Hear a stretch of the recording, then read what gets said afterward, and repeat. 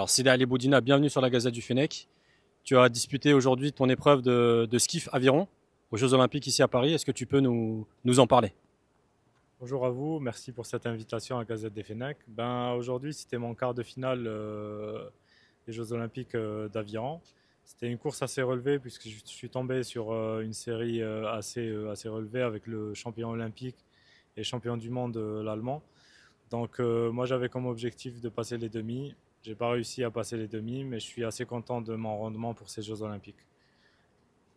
Alors, pour ceux qui ne te connaissent pas, Sidi Ali, est-ce que tu peux te présenter un peu, nous dire d'où tu viens, quel âge as-tu, combien de participations tu as aux Jeux Olympiques, un résumé de ton parcours? Asida Ali Boudina, je viens de la ville d'Alger, j'ai 34 ans. J'ai ramé au sport nautique d'Alger jusqu'à mes 22 ans. Ensuite, j'ai fait mes études en France où j'ai ramé avec le club d'aviron toulousain. Ensuite, je suis reparti sur Nantes pour ramer avec le cercle d'aviron nantais. Et là, dernièrement, j'ai fait mon dernier stage en Roumanie pour préparer les Jeux Olympiques de Paris. Alors, d'où vient ta passion pour l'aviron? C'est pas commun pour les Algériens. Comment t'as plongé dedans en fait? En fait, c'est par hasard. Au début, je faisais de la natation. J'en ai fait pendant 10 ans à Alger et ça n'a pas trop collé avec les études, donc j'ai dû arrêter. Mon père a dû m'arrêter pour que je puisse me concentrer sur les études. Une fois que j'ai un peu repris les études, je voulais faire du sport, je voulais pas m'arrêter, donc je voulais faire de la planche à voile au début. Et comme par hasard, il m'avait inscrit à l'aviron parce que moi, je connaissais pas ce sport-là et je savais pas qu'il existait en Algérie. Donc il m'avait inscrit à l'aviron par erreur. Et du coup, par curiosité, étant enfant, j'ai adoré ce sport-là et je suis resté. Et là, je participe au jeu. Alors, tu dis par erreur, t'étais pas programmé pour faire ce sport. Et là, aujourd'hui, tu es aux Jeux Olympiques. C'est même tes troisièmes Jeux Olympiques. Raconte-nous ces expériences-là de vivre des moments comme ça parmi les meilleurs athlètes du monde. En fait, les Jeux, c'est le rêve de chaque athlète. Tout le monde rêve d'accéder à ces Jeux Olympiques. J'ai dû travailler dur pour y arriver, surtout en 2016 pour me qualifier pour mes premiers Jeux à Rio. C'était pour moi une aventure magique. C'était un rêve qui se réalisait, un rêve d'un jeune athlète. Très content d'y être. Et là, c'est mes troisièmes Jeux. La magie opère toujours, donc je suis très content d'y être aussi à Paris 2024. Et à 34 ans, tu as encore l'envie d'aller plus haut, plus loin. Quels seraient tes objectifs par la suite? Oui, à 34 ans, on a toujours, en tant que sportif de haut niveau, c'est très très dur d'arrêter le sport de haut niveau. Donc on a toujours envie d'aller plus loin. Certes, il y a l'âge qui nous retient un petit peu, mais si je suis toujours performant, je veux bien m'essayer à d'autres sports. Mais l'aviron, je pense que ça va être les derniers jeux pour moi.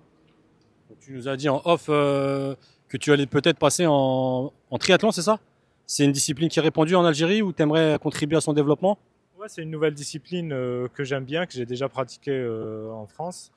Là, elle se développe petit à petit. J'aimerais bien essayer ce sport-là, puisque j'ai déjà fait de la natation. L'aviron, on fait tout le temps du vélo, des sorties vélo avec les entraîneurs. Et il reste la course à pied. Donc je pense que je vais avoir le physique pour accéder à ce sport-là.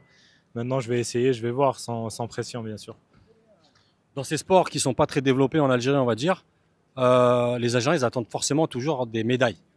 Mais est-ce que tu peux nous expliquer la difficulté d'atteindre le top 3, enfin le top 10 mondial? Est-ce que c'est inaccessible pour les Algériens dans ce domaine précis? Et pourquoi? Non, actuellement, certes, c'est inaccessible. Je parle de ma discipline parce que la politique de développement de ce sport-là ne le permet pas. C'est un sport, comme on le sait, c'est un sport de matériel. Le matériel, il coûte très très cher. Donc les clubs ne peuvent pas acheter le matériel. La fédération, pareil, elle ne peut pas acheter le matériel. On va dire que c'est un sport pour les pays hyper développés, hyper riches. C'est eux qui peuvent qui peuvent changer leur matériel chaque année, qui peuvent développer ce sport-là. Mais nous, on essaie tant bien que mal de titiller un peu les gros, mais sincèrement, c'est dur d'aller chercher la médaille olympique. Qu'est-ce que tu penses des supporters? Enfin bon, forcément, ils attendent toujours les médailles. Mais quand ils voient les Algériens qui n'arrivent pas à se qualifier, qui sont éliminés souvent au premier tour, bon, toi, alhamdoulilah, tu as passé, t'es arrivé en quart de finale, ça reste une belle performance. Mais qu'est-ce que tu pourrais leur dire aux Algériens quand ils voient qu'on est éliminé dès les premiers tours, sachant que c'est pas un sport qui est développé chez nous? Est-ce qu'il faut être indulgent ou est-ce qu'ils ont raison d'être exigeants? Non, non, il faut être indulgent et je pense que c'est pas le moment de faire un constat de ces Jeux-là parce qu'il faut savoir qu'il y a d'autres athlètes qui participent encore, qui ont encore leurs épreuves qui les attendent.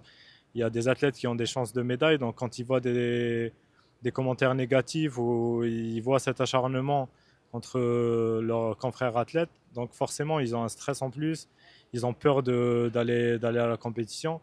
Et je pense qu'il faut aussi connaître l'état de la préparation de l'athlète. L'athlète algérien, il a souffert pour arriver à ces Jeux Olympiques. Il n'a pas assez de moyens pour s'entraîner comme font les autres. Il n'a pas, pas le planning de préparer les Jeux Olympiques pendant 4 ans. Donc il y a tout ça qu'il faut prendre en considération. Mais moi, après, le public, je le blâme pas trop. Je blâmerais plutôt les journalistes. Il y en a certains qui ne font pas leur travail. S'ils faisaient plus leur travail à suivre les athlètes pendant 4 ans, à voir comment ils se préparent, à voir les moyens qui sont mis à leur disposition, là, après, ils peuvent parler, ils peuvent dire les choses. Mais quand tu t'acharnes sur un athlète alors que tu ne sais même pas dans quelles conditions il s'est préparé, c'est dur d'accepter aussi. Alors, critiquer les journalistes parce qu'ils ne font pas leur boulot, c'est vrai. Ils ne sont pas forcément au courant. Mais on a le sentiment que les moyens, il y en a. L'État donne de l'argent. On voit les budgets qui circulent, les infos qui circulent sur les budgets. L'État donne des gros moyens. Mais les athlètes se plaignent de ne pas avoir de moyens. Donc, c'est quoi le problème? Est-ce que ce n'est pas plutôt les dirigeants qu'il faut blâmer, les dirigeants des fédérations? Oui, bien sûr, moi je suis d'accord avec toi. L'État donne beaucoup de moyens pour la préparation olympique. D'ailleurs, le secrétaire général du comité olympique, il a donné une somme astronomique, assez conséquente. Donc je pense que l'État donne beaucoup de moyens. Je pense qu'il n'y a pas une politique réelle de haut niveau dans le sport algérien. Je pense que la première responsabilité va directement au président des fédérations. Je pense que c'est eux qui doivent être blâmés, les techniciens de la fédération aussi, qui ne mettent pas un planning en place pour préparer la compétition phare qui est les Jeux Olympiques, qui se prépare en 4 ans et pas en 2 mois où la dernière année on met tous les moyens sur l'athlète pour qu'il puisse faire une performance et ça n'existe pas. La performance se construit pendant 4 ans, voire 8 ans pour espérer avoir une médaille olympique. Ça c'est un projet, la médaille olympique c'est un projet, c'est pas un hasard ou ça vient pas comme ça. Alors, en parlant de médailles olympiques, là, on est avec 46 athlètes. J'imagine que, bon, à part ton sport, tu dois regarder aussi les autres disciplines. Qu'est-ce que tu pourrais nous dire sur les chances dans les autres sports? Est-ce que tu penses qu'on va réussir à s'en sortir ou bien, comme Tokyo, on est sorti avec 0 médaille? Est-ce que tu serais plus optimiste pour cette Olympiade de Paris?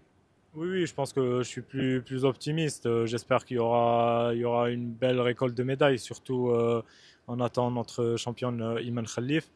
J'espère qu'elle sera bien concentrée sur ses combats et qu'elle restera focus sur ses combats, qu'elle ne soit pas perturbée. Il y a aussi, on n'oublie pas Sedjadi qui vient de faire ses preuves pendant les 2 derniers meetings où il a explosé les chronos. Il est à 41 pendant deux meetings, donc je pense que lui, c'est une chance de médaille. Va falloir se méfier des Kenyans qui lui bloquent pas la route, mais j'ai pas peur pour lui. Je pense qu'il est prêt.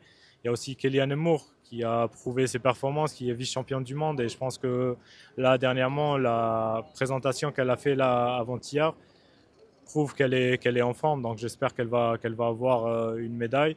Il ne faut pas oublier aussi notre Yasser Treki qui peut créer la surprise et nous décrocher une belle médaille aussi. Alors, est-ce que tu peux nous parler un peu des conditions? Là, on est devant le village olympique. Dans quelles conditions vous êtes? Est-ce que l'ambiance est bonne entre les athlètes? Est-ce que tu peux nous parler de l'intérieur? Oui, en vrai, l'ambiance on est très amicale entre les athlètes. On est tous potes entre nous, donc on se soutient. Et heureusement, parce que sinon ça aurait été très dur à supporter, vu les critiques qu'on reçoit. Donc l'ambiance, elle est bonne au village, elle est bonne enfant entre tous les athlètes, déjà les athlètes algériens et d'autres nations. Donc l'ambiance, elle est bonne et les conditions sont bonnes aussi à l'intérieur du village. C'est quoi la vie dans un village? Est-ce que tu peux nous dire un petit peu? Il y a 10 000 personnes ici, 10 000 athlètes à travers le monde qui sont présents. Vous vous côtoyez à la cantine, vous parlez entre... Enfin, raconte-nous un petit peu comment ça se passe. En fait, c'est ça la magie un peu des Jeux Olympiques. En fait, tous les athlètes se regroupent, même les athlètes phares et les athlètes stars qu'on voit habituellement à la télé, comme LeBron James par exemple ou Rafael Nadal. on le croise au restaurant comme un athlète anodin. C'est ça la magie des jeux un peu. Et du coup, on mange tous ensemble dans un self-service. On a les mêmes conditions, tous de pareil. Donc c'est ça à peu près, la vie au village olympique. Tu as une petite anecdote à nous raconter? Tu as croisé quelqu'un? Une petite anecdote? Oui, oui, j'ai croisé Alcaraz, j'ai croisé Nadal. On croise aussi les coachs aussi connus. Donc je pense que quand tu es fan, par exemple, de Rafael Nadal, le fait de le voir à côté de toi, et moi j'ai eu la chance même d'avoir un souvenir de lui avec une dédicace. Donc c'est vraiment fort et c'est magique. C'est ça les jeux. Alors Sidi Ali, tu as 34 ans. Tu es plus vers la fin de ta carrière, même s'il n'y a pas d'âge défini dans ton sport. Mais on voit que tu as de l'expérience, que tu as beaucoup de réflexion. Est-ce qu'on pourrait t'imaginer dans l'après-carrière être un dirigeant sportif? Parce on a beaucoup de mal en Algérie au niveau de la gestion. Mais vu que tu as l'air de bien maîtriser ton domaine, est-ce que tu pourrais te destiner à une carrière comme ça? Oui, je te mens pas, j'ai déjà réfléchi à ça et je pense que pour apporter le changement, il suffit pas que de parler. Il suffit d'y aller, il suffit d'y aller dans le combat. Je suis un compétiteur et je sais défendre mes idées.